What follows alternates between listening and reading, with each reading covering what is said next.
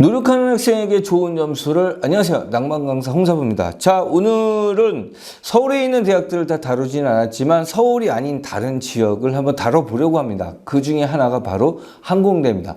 항공대라는 학교를 여러분들에게 소개시켜드리는 이유는 딱 두 가지예요. 하나는 네임밸류가 있습니다. 왜냐하면 항공대학교 상당히 독특하죠.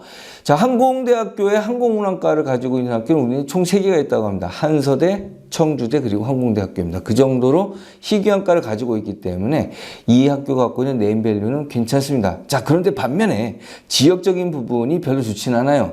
서울에서 조금 떨어져 있는 그러한 지역인데 그럼에도 불구하고 네임밸류로서 충분히 극복하는 그런 학교 중에 하나라고 봅니다. 자, 여기서도 항공대학교라는 학교를 봤을 때, 그리고 과라는 거를 좀 더 비교해 봤을 때 상당히 좀 가성비가 높은 과가 여기 분명히 하나가 있어요. 그래서 여러분들에게 소개시켜 드리려고 합니다. 자, 그렇다면 여기서 수리논술이 갖고 있는 특징이 하나 나옵니다. 자, 그럼 지금부터 항공대의 수리논술에 대해서 소개해 드리도록 하겠습니다. 자, 그렇다면 항공대가 위치한 지역에 대해서 좀 살펴보도록 하겠습니다. 지리적 위치는 DMC라고 상암동에 있는 그 방송 집적된 그 지역 바로 옆에 있습니다. 하지만 거기서 빠져나와서 좀 한적한 곳에 항공대가 존재를 하고요. 그 옆으로 일산이 있게 됩니다. 제가 왜 지리적으로 안 좋다고 얘기를 한 거냐면 놀기에 좋은 학교는 아니다, 이런 얘기죠. 저는 근데 일단 대학교를 갔을 때 놀기에 좋은 학교, 그리고 막 재밌을 수 있는 학교, 전 그게 좀 좋다고 생각을 하기 때문에 그거에 비해서는 항공대학교의 지리적인 위치는 조금 문제가 있다고 생각을 하고 있는 겁니다.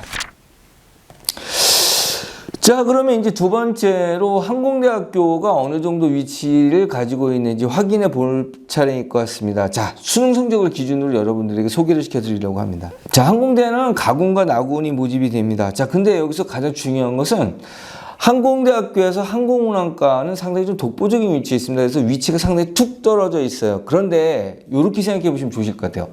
의대가 있는 학교들은 의대를 그 학교로 치질 않잖아요. 항공대 항공운항과는 이 의대하고 다르게 항공대학교의 전체 점수를 포장하는 그런 역할을 해요. 그래서 생각보다 높다고 생각하는데 실제는 점수가 서울에서 넘어간 그러한 지역에 있는 일반적인 학교에 대한 그런 성격을 지니게 됩니다. 가군의 항공대의 가장 높은 학과는 항공교통물리학부입니다. 이것도 좀 특징이 있긴 하지만 실제로 갔을 때 점수가 이렇게 높게 나타나지는 않고요. 이거보다 좀 떨어지는 경향이 있습니다. 이건 지역적인 편차가 어쩔 수 없는 것 같아요.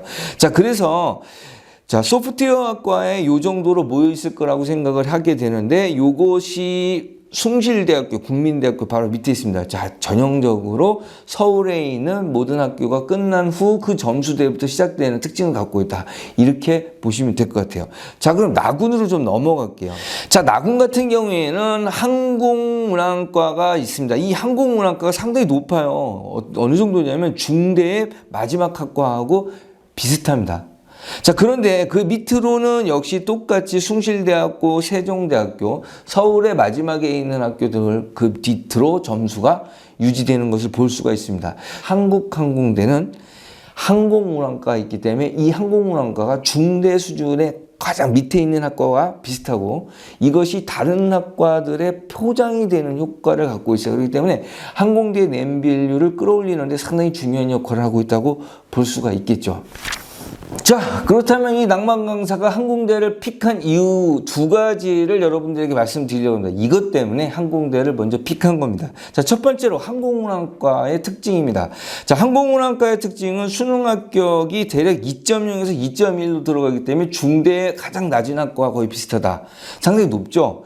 자, 하지만 이게 높은 거라고 볼 수 없는 이유가 하나 있습니다. 어떤 거냐면 항공운항과가 한서대학교, 청주대학교, 그리고 항공대학교 3개밖에 없어요. 자, 근데 여기서 가장 중요한 점이 있습니다.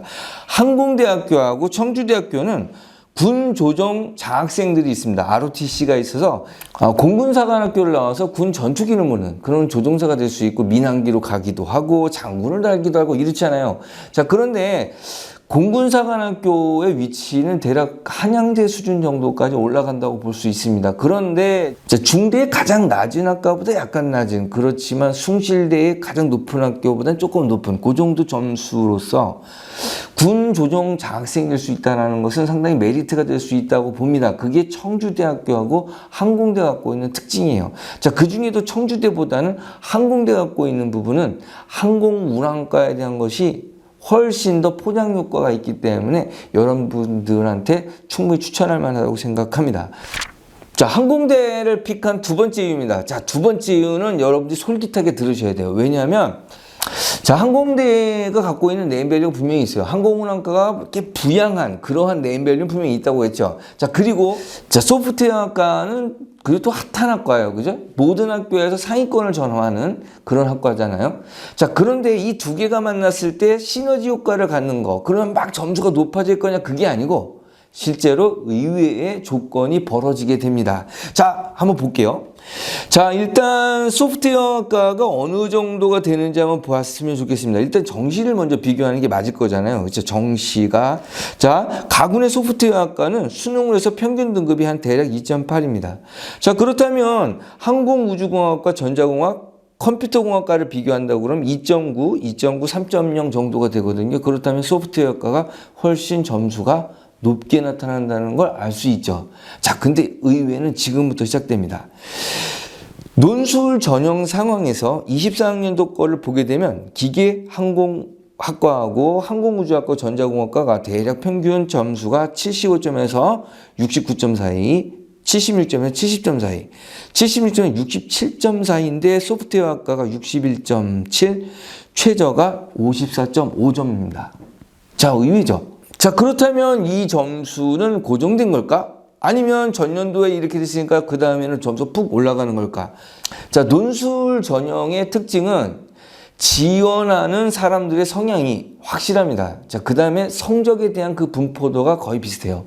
그러다 보니까 전년도의 점수, 지금의 점수 비슷합니다. 자, 그렇다면 23학년도를 확인 한번 해볼까요? 23학년도 소프트웨어학과가 62.2, 최저가 56.5입니다. 자, 근데 항공전자공학부는 72점에서 65점 사이가 나옵니다. 24학년도하고 23학년도 큰 차이가 없죠. 자, 이것처럼 변동을 많이 갖고 있지 않기 때문에 우리가 가성비를 갖고 있다고 생각했을 경우에도 많은 사람들이 그런 생각을 한다고 하더라도 점수가 많이 변동하지 않는다.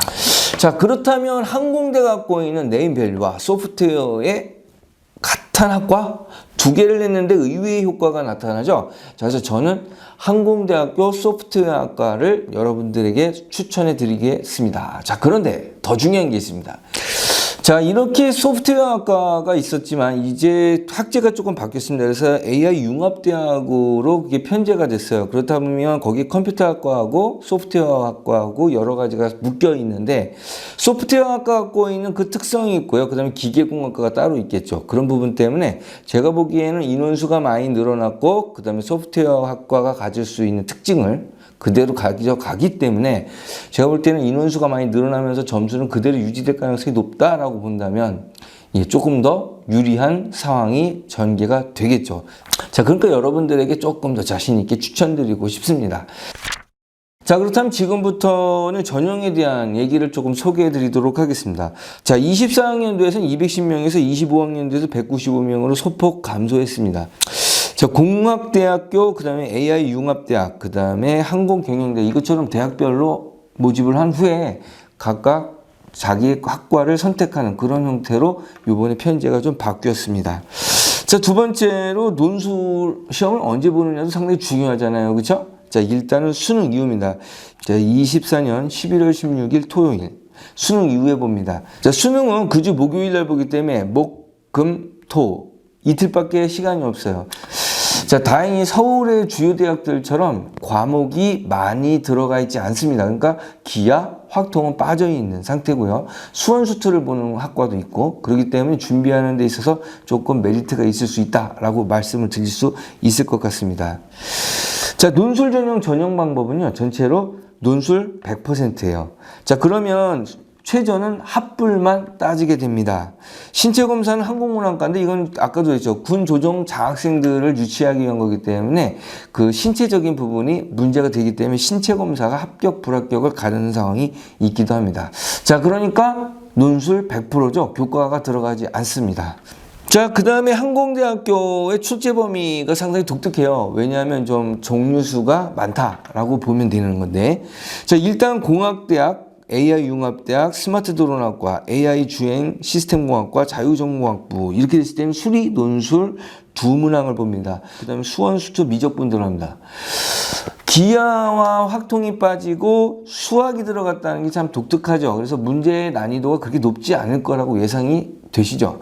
자, 그 다음에 항공운항과가 들어있고 자유전공학부의 이학적성이 되는 거. 수리논술이 두 문제인데 수학, 수원, 수투가 들어가게 됩니다. 자, 이때도 수학상하 부분이 들어가는 것이 상당히 좀 독특하죠.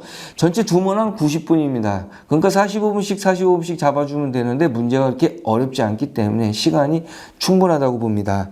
자, 그 다음에 항공경영대학 사회적성이고 자유전공학부 사회적성은 언어논술 두 개를 보게 되겠죠. 자, 이거는 저하고는 별로 상관이 없어서 패스.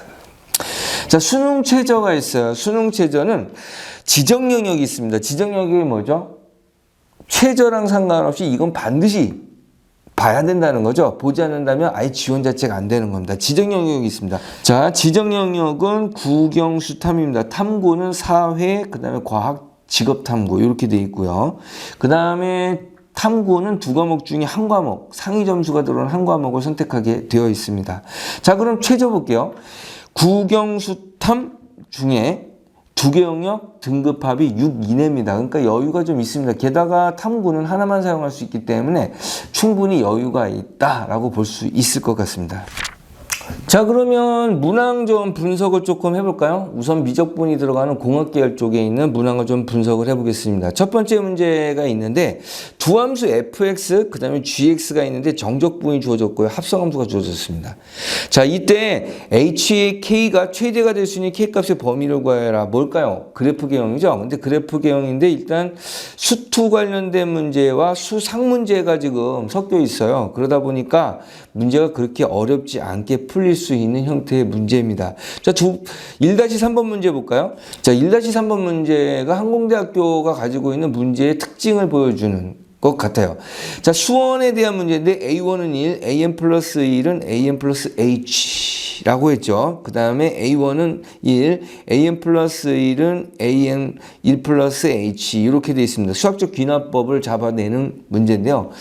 자, 문제가 일단 그 개차 수열이 빠지면서 수열의 점화식이 상당히 약화되어 있는 상태인데 지금 항공대학교 같은 경우에는 전통적인 생각을 가지고 문제를 출제하는 겁니다. 그러다 보니까 문제를 내는 방식, 표현 방식이 상당히 익숙하고요.